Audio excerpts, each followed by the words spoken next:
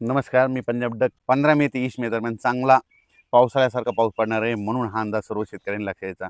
मग ते सांगायचं झालं तर पाऊस नांदेड जिल्ह्यात खूप पडेल, मग 15 ते 20चा.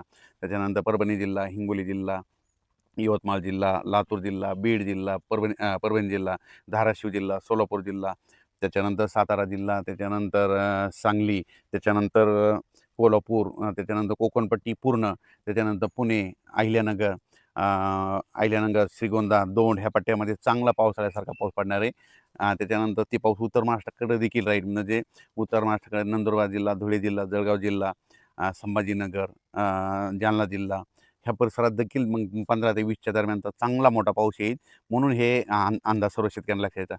पण राज्यातल्या सर्व शेतकऱ्याला सांगू इच्छितो की हे जे पाऊस आहेत त्याचा जरा जास्त पश्चिम आणि महाराष्ट्राच्या दक्षिण भागाकडे खूप पडणार आहे. कारण की ते चक्रीवादळ जे आहे ना, ते कर्नाटकमधून राहील. त्याच्यामुळे काय होईल, त्या परिसरामध्ये दक्षिण महाराष्ट्राकडं आणि पश्चिम महाराष्ट्राकडं तिकडं खूप पाऊस पडेल आणि ऊस असेल तर ऊसाच्या सऱ्यामध्ये देखील पाणी साचेल, अशी परिस्थिती राहील. म्हणून हे लक्षात घ्यायचं. आणि राज्यातल्या सर्व शेतकऱ्याला एक महत्त्वाची आनंदाची बातमी तुम्हाला एक सांगू इच्छितो की 13 मे ते 17 मेच्या दरम्यान म्हणजे आत्ता मान्सून अंदमान बेटावर दस्तक देणार आहे. म्हणून हा अंदाज सर्व शेतकऱ्यांनी लक्षात घ्यायचा. तसं तर 12 मेला समजा दस्तक देईल, पण डिक्लेअर कधी करते त्याच्यावर अवलंबून आहे. पण मात्र 13 मे ते 17 मेच्या दस्तक दिल्याच्यानंतर या यावर्षी वेळेच्या अगोदर म्हणजे 5-6 दिवसानं पाऊस मात्र दाखल होईल. म्हणून हे लक्षात येतं. म्हणजे आजच्यानं कंप्लीट पेरणीसाठी कंप्लीट 33 दिवस राहिलेले आहेत. पाऊस यायला 33 दिवस राहिलेत. म्हणून हा अंदाज सर्व शेतकऱ्यांनी लक्षात द्यायचा आणि आपण आपल्या शेतीची कामे करून घ्यायची. आता 15 मे ते 20 मेच्या दरम्यान पाऊस मात्र दक्षिण महाराष्ट्र आणि मराठवाड्याकडे आणि उत्तर महाराष्ट्राकडे चांगला स्वरूपाचा. मुंबई देखील पुणेकरांना पाऊस पाहायला भेटेल, मुंबईवाल्यांना गरमीपासून दिलासा भेटेल, पुणेकरांना दिलासा भेटेल. म्हणून हे अंदाज मुंबई पुणेकरांनी देखील अंदाज लक्षात घ्यायचा. पुणे जिल्ह्यातल्या शेतकऱ्यांनी देखील अंदाज लक्षात आणि आपण आपलं नियोजन लावायचं.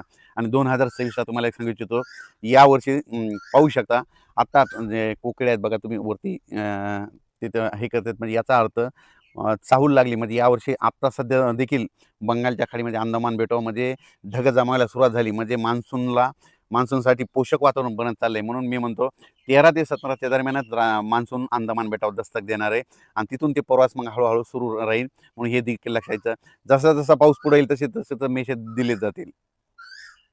आणि यावर्षी शेतकऱ्याला सांगू इच्छितो की यावर्षी चांगला पाऊस येणार आहे, पिकं चांगली येणार आहे. आणि यावर्षी मात्र परतीचा पाऊस मात्र धुमाकूळ घालणार आहे. म्हणजे परतीचामध्ये सप्टेंबर ऑक्टोबर महिन्यामध्ये मग काय होईल ना, काही काही ठिकाणी अतिवृष्टी होईल, काही ठिकाणी मुसळधार पाऊस सप्टेंबर ऑक्टोबर महिन्यात होईल. म्हणून हे लक्षात. म्हणजे यावर्षी दोन्ही पिकं येणार आहेत. खरीप पण येणार आहे. खरीप कमी पाऊस असल्यामुळे खरीप येईल, लवकर पेरणी होत असल्यामुळे खरीप चांगली येणार आहे.